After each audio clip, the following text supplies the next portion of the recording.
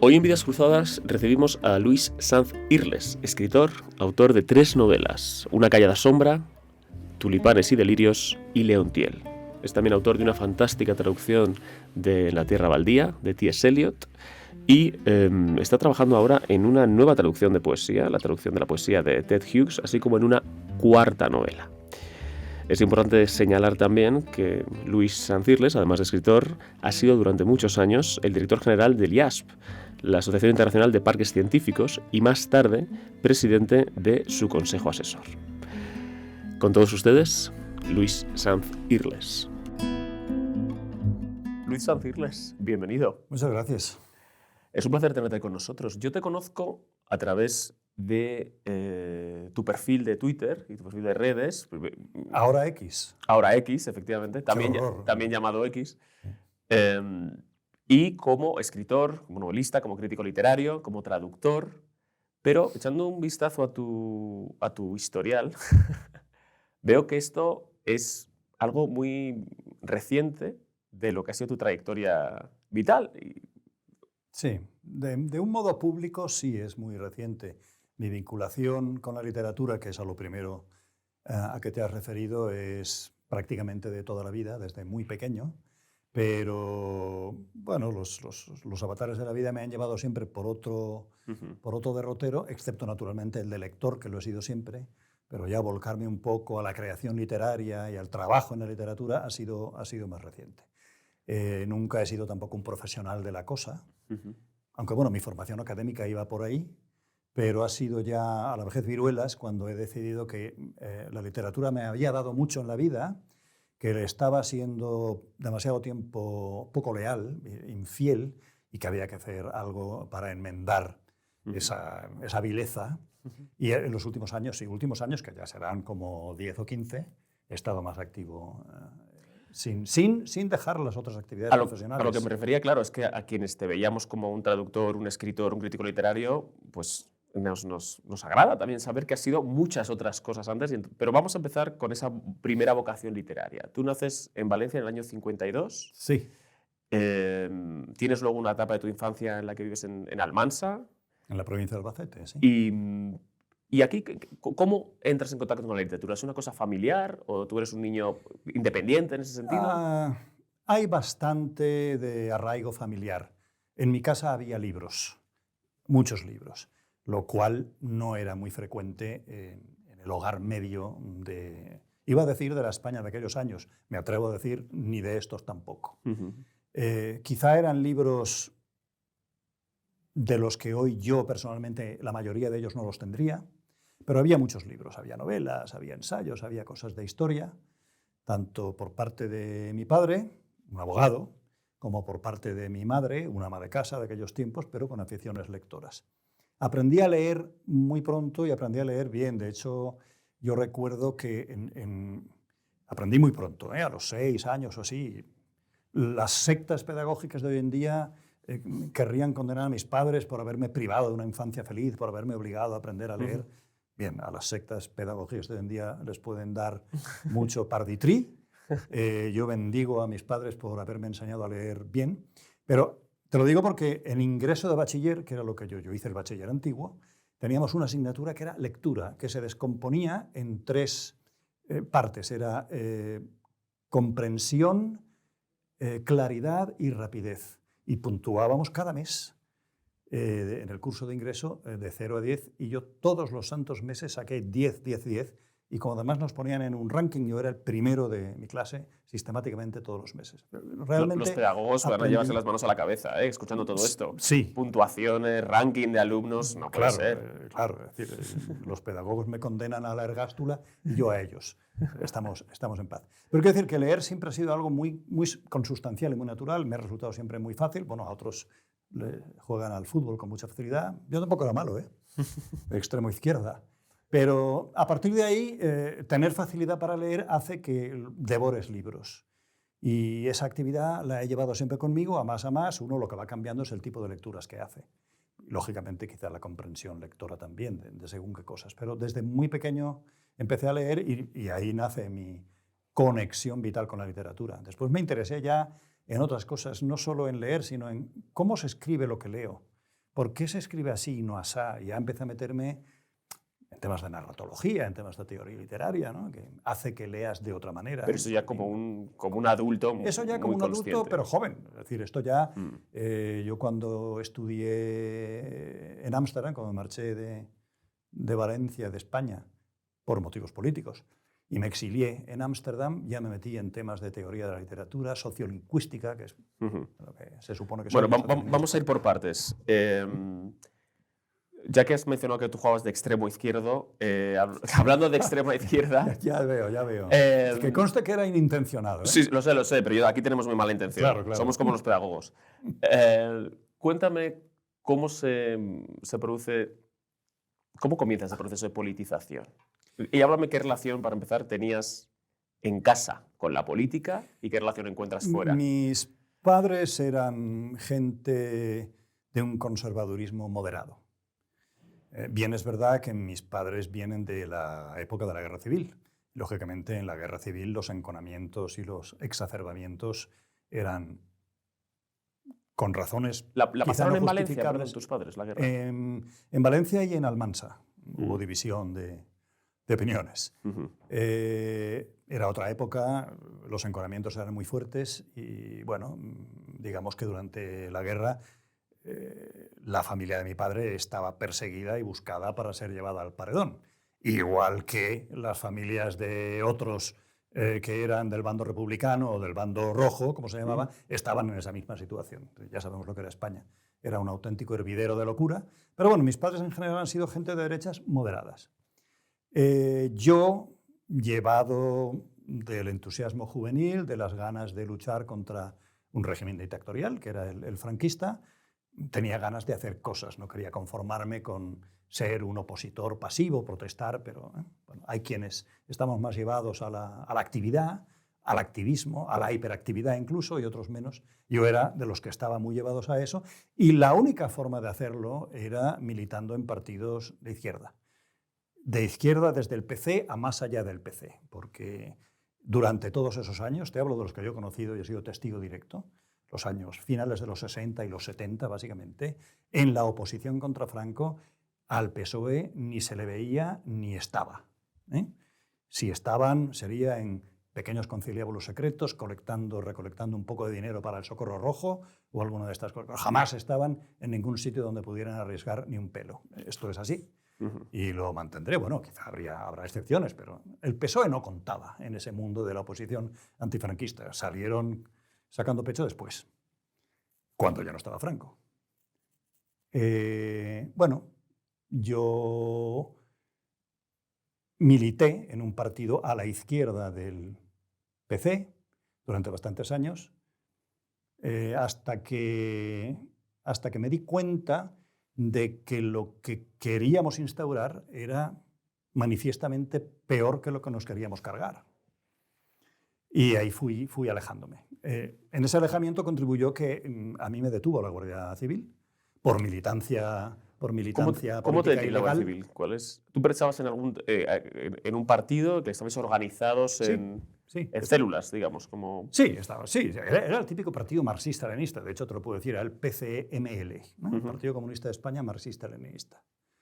Bueno, es uno de estos delirios. Quiero decirte, por ejemplo, se nos pedía, y yo lo hacía, se nos pedía que escucháramos Radio Tirana, emisiones en español. Todavía recuerdo la sintonía de Radio Tirana. Recuerdo, por ejemplo, que todos los domingos por la mañana en Radio Tirana se emitía una sección que se llamaba El marxismo-leninismo, doctrina siempre joven y científica, que oíamos con mucho fervorín, en la que se mentía descaradamente. Lo sé porque algunas veces se contaron hazañas que se supone que yo había protagonizado, y de lo que había pasado a lo que se contaba mediaba un abismo de tal magnitud que solamente sabiéndolo podías aquilatar el ridículo que era aquello. Pero cuando decías, oye, se han pasado, se te decía que eso era la verdad revolucionaria. Bueno, en este contexto de pesadilla intelectual e incluso moral, porque cuando se comulga irreflexivamente con este tipo de postulados y de presupuestos y se acepta que la mentira es verdad revolucionaria y a partir de aquí cualquier cosa, no hay solo una corrupción conceptual o intelectual, hay inmediatamente una corrupción moral también. Cuando yo me di cuenta de esto, me aparté, estando ya exiliado en Holanda, porque a mí me detuvieron y, en fin, pasaron unos días muy malos y al final, por una ¿Estuviste serie en de la razones, cárcel? no, estuve detenido en la cárcel, en el cuartelillo, varios días. Salí, creo que por una serie de carambolas, porque yo en aquella época estaba en edad militar y se suponía, estábamos en la etapa de Franco todavía, se suponía que los que estábamos en la edad militar no teníamos pasaporte. Pero yo había conseguido, a través de unos amigos, que tener un pasaporte todavía caducaba a las pocas semanas de todo aquello. Bueno, el caso es que me dejaron salir creyendo en que no iba a salir de España, que me tenían localizado, y me fui rocambolescamente por Andorra en el coche de mis padres, porque Andorra se supone que no controlaban las fronteras, efectivamente. Hubo la suerte de que no controlaron. Mis padres me cruzaron hasta Toulouse, en Toulouse me bajé y ya me fui en autostop hasta Ámsterdam, porque yo conocía ya Ámsterdam. Pero bueno, estos son, digamos, historias ya casi rocambolescas. Sí, pero sales de España cuando no podías salir y estás, digamos, fichado por la Guardia Civil. Exactamente. Sí, efectivamente. Y entonces, bueno, allí en Ámsterdam es donde yo tomo la decisión de que era una sinrazón seguir militando en este tipo de organización. Abandono eso y, digamos, ahí concluye mi etapa de política revolucionaria totalmente clandestina que se protrajo durante unos cuantos años en Valencia. Con todo lo que conlleva de tics, en fin, novelescos, si me apuras, la vida en la clandestinidad, cuando realmente van a por ti, cuando realmente te la juegas. Bueno, tiene una serie de tics novelescos, algunos de los cuales salen a relucir en mi primera novela publicada, que es Una callada sombra, que por cierto es mi mayor éxito literario. Se tradujo al inglés, está publicada en Canadá. La primera edición es del 12, ¿no? Si no creo me que sí. equivoco. Creo que sí. Me parece que sí, pero manejo muy bien las fechas. Sí. ¿Tuviste contacto con grupos armados durante tu etapa clandestina? Sí. Tuve contactos con grupos armados. Vamos a ver. Estás amnistiado por la amnistía del 77, entonces puedes decir lo que quieras. Por la primera no, por una segunda. A mí la primera amnistía se la dieron a todo el mundo menos a 4 o 5, yo que sé, a Santiago Carrillo, a La Pasionaria, a Lister y a Luis Sanz Irles. Algo que todavía me hago cruces, pero fue así. A mí no me la dieron. Me dieron una segunda que hubo después, que la tramitaron en el consulado español en Ámsterdam. Yo después me he dado cuenta de la inmensa suerte que he tenido de no haber tenido que disparar un arma contra nadie, porque no sé cómo podría vivir con eso, pero sí tuve ese contacto. Eso fue quizá uno de los motivos más poderosos para decir, esta sinrazón tiene que acabar aquí. Es decir, se puede hacer una lucha política, pero no de esta manera. Lo que sí me ha quedado desde entonces, cuando pienso en la situación que estamos viviendo hoy en España, con los comunistas en el gobierno, declarados, confesos, en fin, con todo lo que estamos viendo, en lo que no me quiero extender porque creo que es realmente tedioso. Es decir, la política española actual es para mí una de las formas más conspicuas del tedio. Y no quisiera entrar ahí, pero me arrepiento y sigo arrepentido hoy de que yo he contribuido, en la medida que se quiera, no sé en cuál, a este estado de cosas. Yo contribuí entonces, legitimando lo que no podía tener ninguna legitimación, a este estado de cosas. Creo que eso es un error que se puede explicar, se puede entender la circunstancia histórica, las motivaciones, pero no deja de ser un error.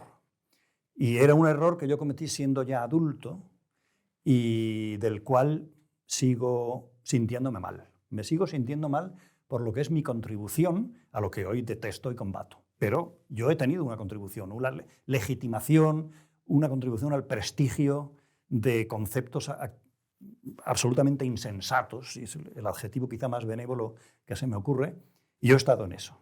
Así que esa parte, esa pequeña cruz moral, una combinación de lo moral y lo intelectual, es decir, cómo uno puede errar tan crasamente en una decisión política, pero a la postre vital. Bueno, yo creo que tienes motivos para sentirte, por lo menos, no sé, puedes sentir que has sido redimido de esa culpa, sobre todo por tu conducta posterior. Hay personas que insisten en esas asociaciones. Sí. Bueno, eso me recuerda mi padre, que tenía unas salidas maravillosas a veces, por razones que no tenían nada que ver con la política, sino con otra parte de mi biografía, mis paternidades y mis cosas y tal.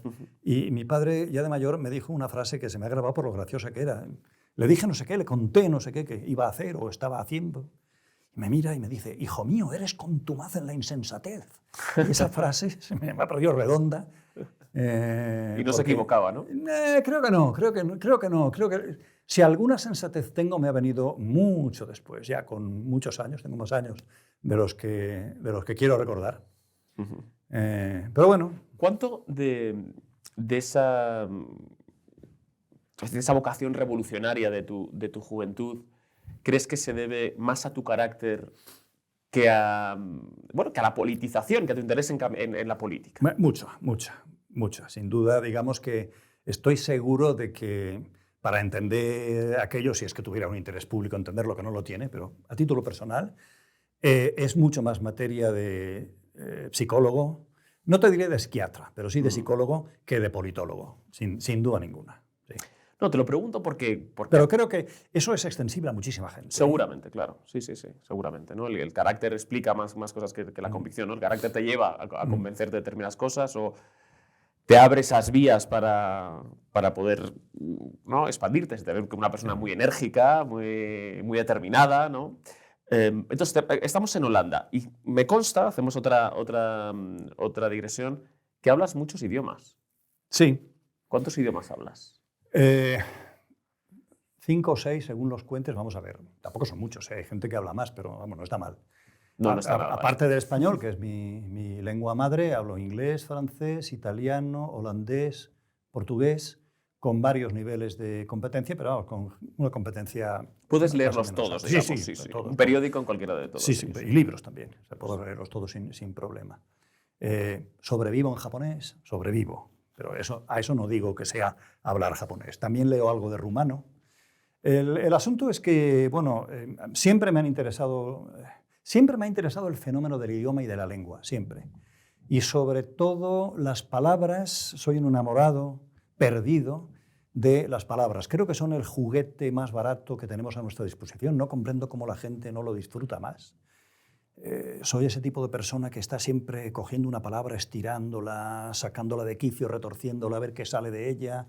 No dejo nunca pasar una palabra nueva que conozca en cualquier idioma, enseguida miro qué significa, me apunto cosas, construyo frases inmediatamente con las palabras nuevas que voy aprendiendo. Para registrarlas. Para que se me vayan quedando, porque considero, forma parte de una visión de lo que yo llamaría ética del idioma. Esto de ética del idioma es un concepto que leí en algún sitio mientras me documentaba para presentar en Málaga uno de los libros de Montano, nuestro común amigo Montano, colaborador de esta casa, cuando publicó una recopilación de sus artículos, ensayos, y la presenté con Manuel Toscano. Y entonces me encontré con esta expresión que no recuerdo de qué autor era, y me prometí a mí mismo indagar sobre un poco, cosa que todavía no he hecho, pero al final sí he meditado sobre la expresión. Y yo procuro tener una ética del idioma. El idioma me ha dado cosas, en este caso mi lengua, el español me ha dado cosas, yo procuro corresponder, procuro devolver cosas. Me divierte, pero además creo que es casi un deber, enriquecerse y contribuir al enriquecimiento de la difusión del idioma. Entonces, gozo con la aplicación de la palabra correcta para cada cosa. Eso me lleva a que en mis novelas quizá haya un despliegue léxico un poquitín más allá de lo que es normal hoy en día. Produce las reacciones típicas, qué pedante, o miras el diccionario, pues lo primero, allá cada cual, lo de pedante o no, allá cada cual. Lo segundo, no, yo no escribo utilizando un diccionario de sinónimos, yo nunca uso una palabra que no sea mía, que no haya yo de alguna manera interiorizado previamente. Pero creo que es un gozo, incluso un deber, llamar a las cosas que tienen un nombre por ese nombre, que una cosa no sea simplemente esa cosa o ese coso. Si tiene un nombre, usémoslo. Después también está cómo, evidentemente, cuando sobrecarga las tintas o no viene a cuento, caes en la inmediata pedantería, claro. Pero sí, y de ahí, dado que las palabras me interesan, pensé rápidamente, ¿por qué me van a interesar solo en un idioma? Si hay, entonces la comparación de lenguas, de giros, de idioms, es una maravilla, es un juguete de una riqueza vital y intelectual fantástico. Ahora volvemos a los idiomas, pero ya que se ha abierto este filón de el idioma, me interesa saber, como lector, ¿qué te gusta? Es decir, ¿te gusta un estilo seco, directo, o más el estilo que, como tú mismo que dices, que practicas, un poco a lo mejor más barroco, más desacomplejado, ¿no? en la palabra? En realidad, un impulso primero me llevaría a decir lo segundo. Me gusta lo que a veces se llama el grand style. Faulkner, Conrad, Nabokov, donde el lenguaje es protagonista también, donde los protagonistas no son solo los personajes ni las peripecias de los personajes, sino el lenguaje. El lenguaje es lo que para mí constituye el alma de la literatura. Es decir, no es lo mismo un artículo periodístico magníficamente escrito que una buena novela. Pues también hay malas novelas, claro, también hay mala literatura. Entonces, el aspecto formal para mí es muy importante, pero lo cierto es que disfruto igualmente con una buena novela que tenga un estilo absolutamente opuesto. Por tanto, lo que me importa es que estén bien escritas, pero yo encuentro un gozo particular en las novelas modernistas, en Joyce. Para mí la gran novela entre todas las novelas es Ulises, de Joyce, ¿verdad? Esto ya te da una pista. Sí. Aunque sintácticamente es muy simple. Es decir, no es Proust, no hay una extensión desaforada de las palabras, ¿verdad? Pero las imágenes, el romper las palabras. No sé cuántos españoles habremos leído Finnegan's Wake, pero me apostaría que no pasamos de 100. Y yo soy uno de esos 100 y me la he leído y he disfrutado como un... Y además la lees en inglés. En inglés, claro, sí. A ver, cuando no conozco un idioma, lo leo en las traducciones. No lo digo porque es un inglés complejo el de yo. Sí, a lo mejor el de, bueno, no el tanto de el de Ulises Dublineses no tanto, pero el de Finnegan's Wake. El de Finnegan's Wake es una pesadilla. Es una pesadilla. O sea, no puedes leerlo con los ojos de un lector normal. Tienes que estar un poco tarado, pero hay placer y hay una ambición intelectual en esa novela, porque es una novela. Pero, en fin, de verdad, no quiero dedicar más minutos a hacer aquí una apología de Finnegan's Wake, porque aquí me lloverán tomates a la salida. No, pero es interesante reivindicar lo que decía Harold Bloom, ¿no? La cultura también como un placer dificultoso, ¿no? Es decir, sí, algo que provoca placer, pero eso no quiere decir que sea sencillo. Y del Ulises, ¿has logrado que alguien se lea el Ulises? Que tú se lo recomendaras y que dijeras, oye, tienes que leerte el Ulises, o todo el que se lee Ulises tiene que abrir con ganas. Mira, yo tengo algunos amigos de los que tengo constancia plena de que han leído el Ulises en traducción entero. La mayoría de los que lo hacen han disfrutado, porque lo que suele pasar con el Ulises es que directamente la gente al segundo o tercer capítulo abandonan. Yo recuerdo uno de estos programas de Dragó. Estaban Dragó y sus fieles, sus feligreses, delante de un gran cajón, y entonces estaban denostando los libros famosos que no eran merecedores de tal fama, no sé qué, y entonces llegaron a Ulises y todos, nada, esto no vale para nada, pum, y displicentemente lo arrojaban al cajón. Bueno, esto hay muchísimo. Entonces, yo entiendo que no guste, que se elija dedicar el tiempo a leer otras cosas, pero esas manifestaciones de desprecio cultural simplemente porque no han sido capaces o de entenderlo o de encontrarle placer, antes me escandalizaban un poco. Ahora digo, no, ya ellos se lo pierden, quiero decir. No. ¿Cuáles son para ti algunas obras que sí entran en esa categoría, de que tienen un éxito y una fama, incluso un prestigio en la historia de la literatura y que a ti no te dicen? Pues no lo sé, ahora mismo tendría que pensar... Como nuestro amigo Montano odia a García Márquez, ¿no? Sí, bueno, vamos a ver. Mira, te diré, yo no odio a García Márquez, pero es verdad que creo que la gran obra de García Márquez, ya te lo diré, de Macondo, ¿cómo se llama? 100 años de soledad. 100 años de soledad. 100 años de soledad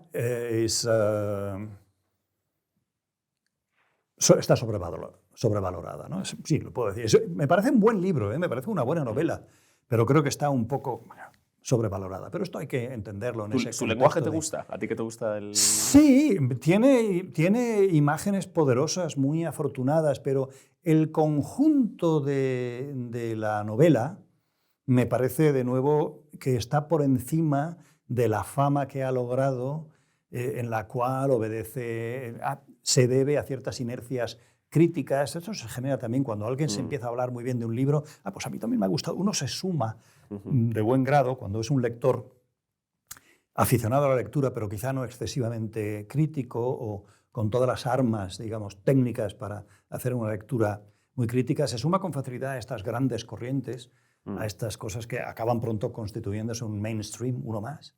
Y bueno, es mainstream decir que Cien años de soledad es una novela prácticamente sobrenatural. Yo creo que es una buena novela, punto. Tampoco está mal, ¿eh? Hacer una buena novela tiene mucho mérito. Y te pregunto lo contrario, ¿qué obra merece estar ahí arriba y no está tan alta como merece, en la consideración general? Pues, por ejemplo, Verano tardío, que está publicada en Pretextos de Adalbert Stifter. Es una especie de cosa centroeuropea alambicada, una especie de Bildungsroman, un tochazo muy gordo, con peripecias de naturaleza intimista, intelectual, de un joven, con páginas y páginas que describen un rosal que está adosado a la fachada de una casa solariega. Yo no me he atrevido casi nunca a recomendar esta novela a nadie porque no quieres perder amigos. Porque básicamente no quiero perder el prestigio de un divulgador literario de una cierta consistencia. No me atrevo mucho, pero yo creo que es una gran novela. Yo la he disfrutado muchísimo, pero también ahí obedece las deformaciones de lector particulares que cada uno tiene. Mira, no es una obra literaria cimera, pero yo he disfrutado mucho con ella. Esa es que es una distinción significativa, ¿verdad? Otra que quizá no está en todo lo alto que debiera estar es una de las de Nabokov. Nabokov, dicho a la rusa es Nabokov. Ada o el ardor, ¿verdad? Que en realidad es una especie de pequeño trasunto de Lolita. Claro, no es Lolita. Lolita fue la primera, tuvo más impacto. Pero Ada o el ardor es el típico estilo preciosista nabokoviano. No en balde Nabokov es uno que dijo: la importancia de la literatura y de la narración de la ficción está en los detalles, en los pequeños, divinos detalles, decía él.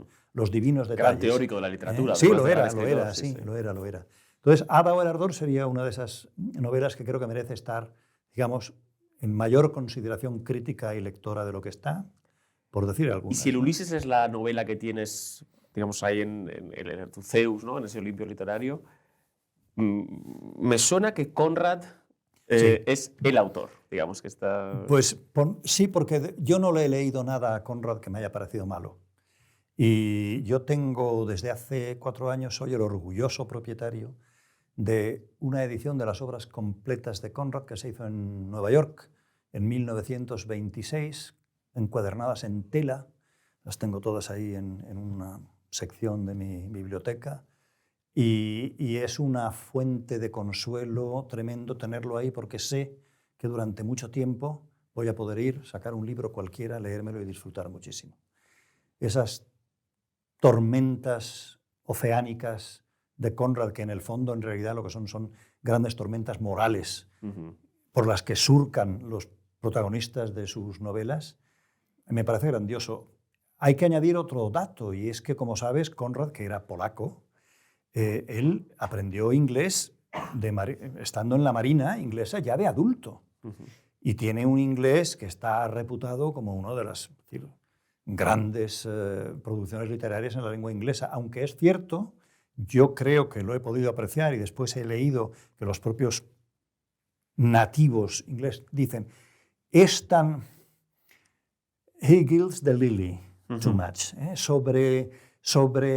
sobreadorna lo que ya de por sí es hermoso, a veces con ese inglés tan preciosista y tan rebuscado, pero es un inglés extraordinario, pero tiene unas imágenes muy poderosas y sobre todo unas historias muy poderosas. Entonces yo creo que Conrad es un must. Y me pasa como con Simenón. Simenón tiene una producción, es un caso único. Simenón ni Lope de Vega superaba la cantidad de páginas que ha escrito Simenón. Cuando yo sé lo que me cuesta escribir una novela y veo que Simenón se trincaba una novela entera en 2 semanas y ha producido centenares de novelas, ¿a cuál mejor? También tengo todas las obras completas de Simenón. He leído mucho, pero me quedan muchas por leer.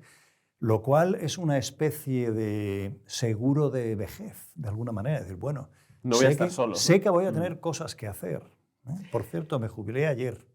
Eso es un dato que no... Hombre, ayer enhorabuena. me jubilé, ya estaba en una especie de jubilación activa que llaman, pero ayer ya me jubilé definitivamente de lo que ha sido mi profesión de muchos años. Ahora hablamos de eso. Sobre Simenón, la crítica en general suele considerar que La nieve estaba sucia es su mejor novela. ¿Tú estás de acuerdo con eso? No sé si la mejor, es buenísima, pero claro, yo recuerdo otras, unas novelas que no son las de Maigret, que esas me interesan quizá un poco menos, pero estas novelas en las que la mirada del narrador está mediatizada por ventanas, o bien desde un tren en movimiento, o bien desde una vivienda en París donde en la penumbra observa lo que pasa en la casa de enfrente. Entonces hay 2 ventanas, la ventana del que mira, la ventana de la fachada que permite ver ciertas cosas pero no otras. Ese tipo de novelas, La ventana de los Gouet, creo que es una de esas novelas. Hay otra que se llama El tren. Es decir, yo tendría como media docena que las situaría igual de buenas que La nieve estaba sucia. La nieve estaba sucia está muy bien. Yo creo que también a mucha gente le interesa porque tiene algo de novela serie B y de naturalismo y de novela... Bueno, eso muchas de Simenón, la verdad, de novela detectivesca, ¿verdad? Sí. Pero eso conjuntado, hay un cierto rufianismo, ciertas escenas prostibularias, ¿verdad? El momento de la resistencia también, ¿no? Sí. Pero en general hay muchísimas. Yo recomiendo mucho, es uno de los grandes novelistas de la historia de la novela, sin ninguna duda. Yo recomiendo mucho la lectura de Simenón. No falla y no defrauda. Bueno, tú recomiendas el Ulises y esta otra de pretextos, que ya me he olvidado el nombre, y luego Simenón para desintoxicar. Exacto. Sí. Luis, hemos hablado de la traducción y de leer las obras en versión original. Tú has traducido recientemente una de las obras cumbres de la poesía, sí. ¿no? La tierra baldía. Sí. Claro, para quien lee en versión original, digamos, un texto, pues bueno, está prestando un servicio, pero que seguramente consideres un mal necesario, ¿no? Para aproximarse a la poesía. Cuéntanos cómo ha sido esta experiencia, ¿por qué te dio por traducir esta obra? Bien. Porque no es un pequeño reto. No, y le dediqué bastante tiempo, pero en general la génesis es sencilla. A mí ese poema me ha gustado desde hace muchos años. Lo leí hace muchísimo tiempo, de muy joven, porque andaba por casa de mis padres. La primera traducción que se hizo al español en verso, porque hubo una adaptación en prosa que se hizo en México. No recuerdo ahora el escritor que la tradujo, no estaba mal, pero era una cosa muy extraña. Pero luego el puertorriqueño Ángel Flores la tradujo por primera vez en verso. Después ha habido muchas traducciones, algunas muy acertadas, muy afortunadas, otras menos afortunadas. Peñetero desastre. Ha habido algunas cosas absolutamente surrealistas. Y yo, es un poema que prácticamente he venido leyendo, pues yo te diría que casi anualmente. Hay un momento que voy a leer La tierra baldía y siempre tenía la sensación de que una de las, aparte del tema, se ha terminado la Primera Guerra Mundial, Europa está absolutamente in tatters, convulsa, destrozada. Eso es un contexto del que no se puede prescindir a la hora de entender qué diablos qué estaba queriendo hacer Eliot allí. Pero hay toda una parte, yo he definido a veces ese poema como un gran artefacto sonoro. Hay toda una parte de sonoridad que se da con la métrica, el metro muy particular que utiliza Eliot, con las rimas que generan una musicalidad muy especial, una sonoridad muy especial, muy de Eliot también, que prácticamente estaba siempre soslayada, condenada al ostracismo, a la desaparición en casi todas las traducciones. Cosa, por otra parte, nada rara, porque, en primer lugar, la rima en general goza no sé, desde principios del siglo XX, desde mediados del siglo XX, los años 30, por ahí, goza de una pésima reputación. La rima es eso, cosa antigua de los malos poetas y poetastros que rimaban cariño con armiño y cosas de estas, ¿no? Entonces, fuera la rima es antigua, la rima es arcaica. Bueno, hay que decir varias cosas. Primero, hay rimas malas y rimas buenas, rimas con sentido y rimas sin sentido. Segundo, las rimas de Eliot son muy especiales. Contienen también buenas dosis de humor, un humor magistralmente confeccionado. Tercero, y esto es importante, se suele escapar, el español como lengua tiene una, podemos decirlo de dos maneras, una gran pobreza vocálica o una gran economía vocálica. Pero el caso es el que nosotros tenemos 5 vocales. En el español estándar, ¿no es verdad? Cuando un granadino quita las S del plural, abre las vocales, por eso dice arena. O sea, hay más vocales en el lenguaje hablado que las 5, pero el lenguaje estándar tiene 5 muy firmes, muy rotundas, y ¿eso qué hace? Que la rima consonante prácticamente está limitadísima y como está construida sobre 5 vocales y no sobre las 20 y pico sonidos vocálicos que tiene el inglés, por ejemplo, o el francés, que ya tiene más, o el italiano, que incluso siendo lengua romance tiene es y os que son abiertas y cerradas, pues la rima consonante en español tiende a resultar al final muy monótona, muy machacona y un poco pesada. A esto le añadimos otra limitación, y es que, como sabemos, nosotros somos una lengua, por así decir, muy gráfica, en el sentido de que hay una gran compenetración entre la fonética y la grafía, ¿vale? El español se lee como se escribe, solemos decir, mientras que en inglés no. Es todo lo contrario. En inglés hay, por ejemplo, un grupo de letras que es OUG, que se pronuncia de 9 maneras distintas. 9. Bueno, entonces, ¿qué pasa? Que cuando uno lee poesía rimada en inglés, lo que ve es, en primer lugar, que las vocales cambian. Y uno ve que puede escribir you, tú, Y-O-U. Y luego puede escribir you, judío, J-E-W, y es rima consonántica. Pero lo que están viendo los ojos no es igual. No es an, on, es. Por lo tanto, hay una variedad en lo que ves escrito, que es tanto en la vocal como en los conjuntos gráficos que puedes ver. Y eso hace que rompa un poco esa enorme monotonía. Y claro, tampoco es lo mismo jugar a rimar con 5 sílabas o con 5 sonidos vocálicos que con 20. La amplitud es mucho mayor. Por lo tanto, es mucho más fácil generar rimas tolerables en inglés, por ejemplo, que en español. En español hay que andarse con un ojo infinito. Para no parecer mecánico. Pero de ahí a despreciar totalmente la rima en un poema en que prácticamente, yo hice el cálculo, ahora no me acuerdo, pero creo que era como un 40%, un 30% de los versos de Wasteland están rimados. Y eso desaparece. Hay una musicalidad que desaparece totalmente en todas las traducciones que se han hecho. Yo quería rescatar eso. Y trabajé mucho y, bueno, hay un resultado que creo que es aceptable. Sé que ha venido recientemente una traducción argentina, porque prácticamente en las traducciones de literatura moderna a la lengua española prácticamente son España, Argentina y algo México. Ahí se cuece todo, ¿verdad? Entonces sé que hay una traducción argentina que también ha trabajado mucho en este tema. Las demás no, las demás han ido por otros derroteros y a mí me faltaba mucho, sin quitar méritos a algunas de las traducciones anteriores, faltaba esa y eso es lo que me llevó a traducirlo. Se generó en una discusión, hablábamos en la catacumba malagueña famosa, y se me ocurrió a mí, ¿por qué no montamos una jornada de reivindicación de la tierra baldía? La montamos y a partir de ahí surgió la idea de traducirlo. ¿Qué estás traduciendo ahora? Ted Hughes. Otro poeta inglés, ¿no? Un poeta inglés, un poeta que escribe mucho de animales. Yo a veces lo llamo el suicidador, porque Ted Hughes fue el marido de la poeta americana, diablos, mi memoria es lábil y falla, que se suicidó, ya me saldrá el nombre. ¿No Silvia Plath? Silvia Plath, exactamente. Sí.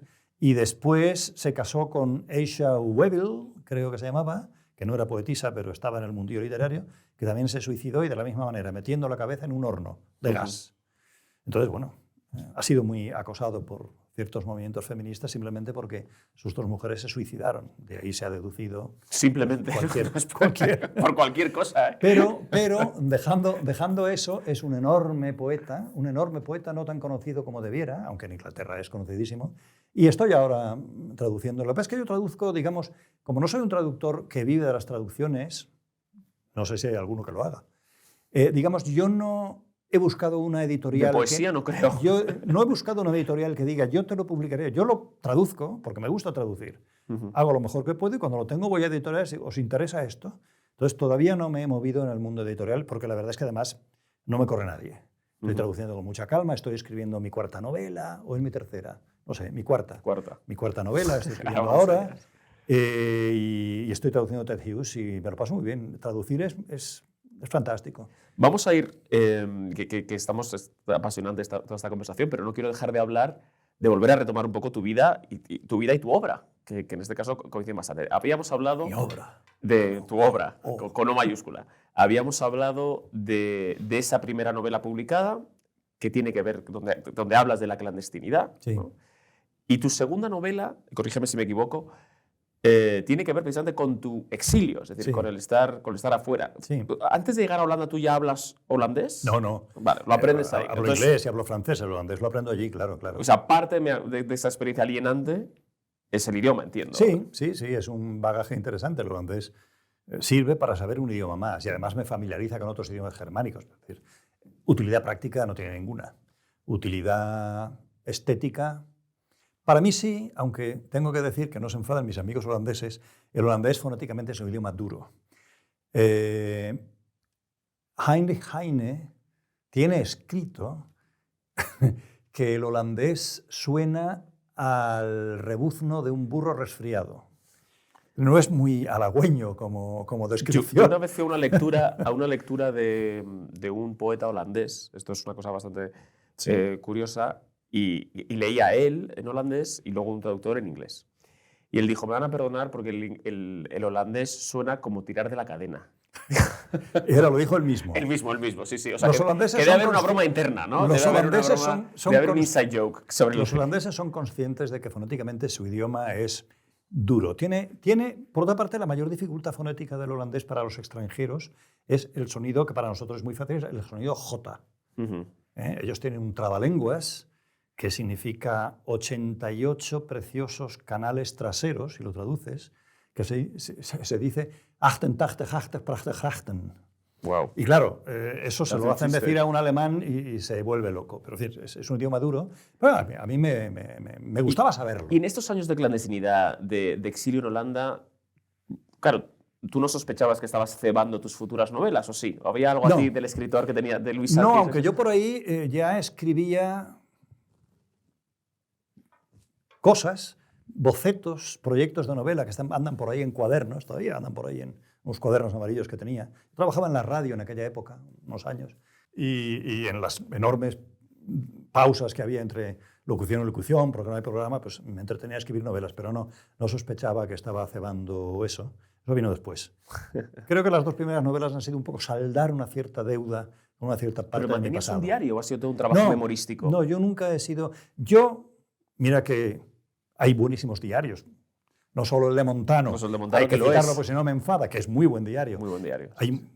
Ahora mismo recuerdo, por ejemplo, los diarios de un autor rumano que se llama Mihail Sebastián, que son extraordinarios. He leído diarios con mucho interés, pero en el fondo, cualquier diario que no empiece con cada entrada diciendo mi querido diario, yo creo que no me suscita demasiado interés. Hay algo en el diario que me suscita un cierto alejamiento. Para escribirlo, como lector puedo leerlos perfectamente. No me Pero vamos, mucho. que fueron 2 obras, como dices, de trabajo de introspectivo, ¿no? Sí, no son autobiográficas, pero claro, tienen mucho... Sí, pero claro, están alimentadas. Más que la tercera, Leontiel, está esa mucho más lejana, y la que tengo ahora en curso que tiene muy poco, ni siquiera pretende ser algo autobiográfico, aunque la vida de uno siempre está ahí, está claro, ¿no?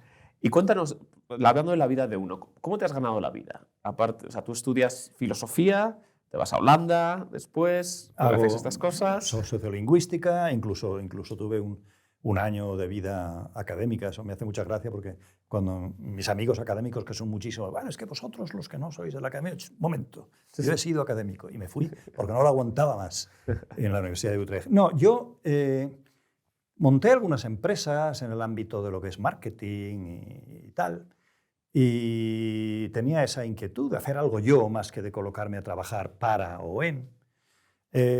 Al final dejé Holanda, me fui a Italia, estuve 5 años en Italia. En Italia monté una empresa de traducciones, lógicamente traducciones comerciales, traducciones técnicas comerciales, no para traducir a James Joyce. Y estando en esas, unos amigos míos de Valencia me llamaron, mira, aquí se está montando un proyecto nuevo, un parque tecnológico. Esto era por teléfono, línea fija, de entonces no se oía muy bien. Fíjate el conocimiento que yo tendría de eso, que yo lo que entendí era el parque zoológico. Entonces yo me hacía cruces, ¿por qué diablos me llaman a mí para ficharme para un parque zoológico? No, porque queremos que tenga una dimensión internacional, queremos a alguien que sepa de marketing internacional, que hable idiomas. Bueno, yo tenía ganas de volver un poco a Valencia, ya teníamos la democracia, estaba esto todo en marcha, y dije, bueno, pues sí. Pero yo dije que sí pensando que venía a gestionar un parque zoológico.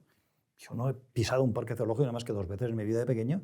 No he estudiado ni zoología, ni biología, ni ciencias naturales, nada por el estilo. Pero bueno, yo dije que sí. Después resultó que era un parque tecnológico, del cual no tenía tampoco ni la más remota idea de lo que era.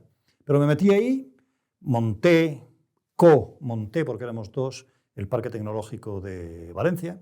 Después entré en la Asociación Internacional, que prácticamente yo fui uno de los fundadores, y ahí al final me ficharon para dirigirla y expandirla. Y es lo que he hecho los últimos 25 años. He dirigido una red mundial que agrupaba centenares de este tipo de proyectos, parques tecnológicos y científicos. ¿Y qué hace un parque tecnológico y científico? ¿Pero pues mira, es una entidad privada? Claro, hay públicas, privadas y mixtas, hay de todo. Muchas veces las crean administraciones públicas porque consideran que es necesario. Básicamente, es explicado en 2 palabras y para quien no está metido, para los non adepti ai lavori, como dicen los italianos, imagínate un polígono industrial, pero en lugar del polígono industrial más o menos cutre de la economía industrial clásica, es el polígono industrial de la economía del conocimiento, de la nueva economía moderna, basada en innovación, en investigación tecnológica aplicada después a producto y a mercado, en Internet, en telecomunicaciones, en network, todo lo moderno.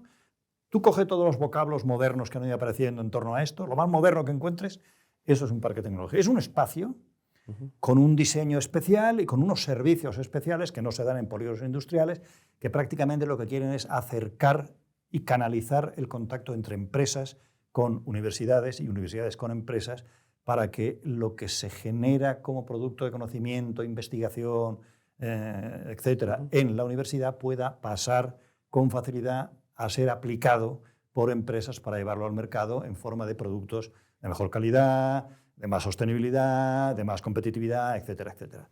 Eso, en 2 palabras mal contadas, es un parque tecnológico. Hay muchos proyectos de este tipo, grandes, pequeños, etcétera, en todo el mundo.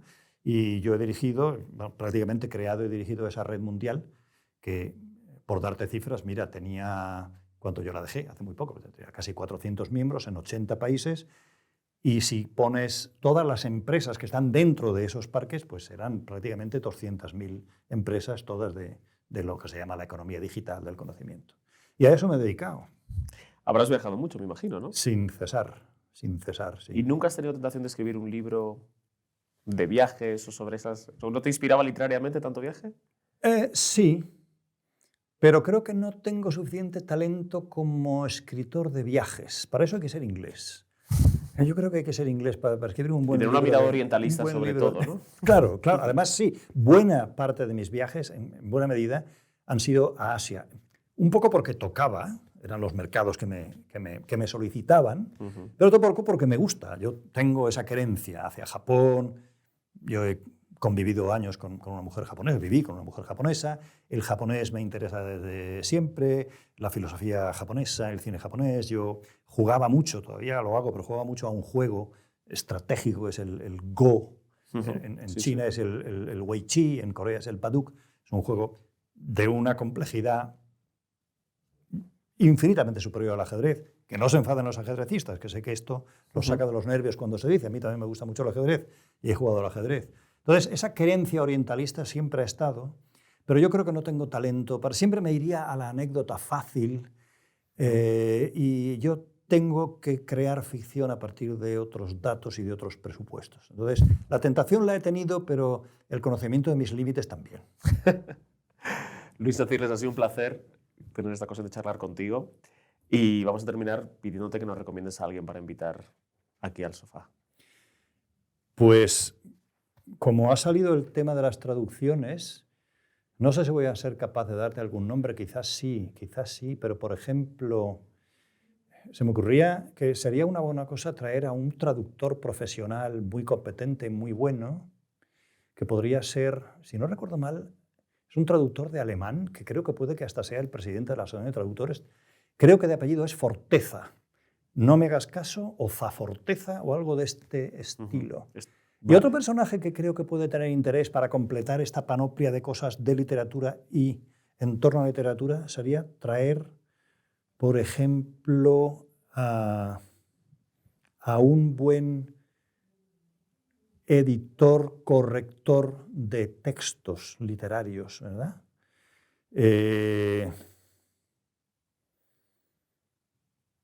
Cuyo nombre tendré que remitírtelo después por correo porque ahora no me quiero equivocar. Pero vale. yo te daré el nombre de alguien que creo que es extremadamente competente y conocedor de esa profesión. Y es interesante, ¿eh? Hay mucho que hablar.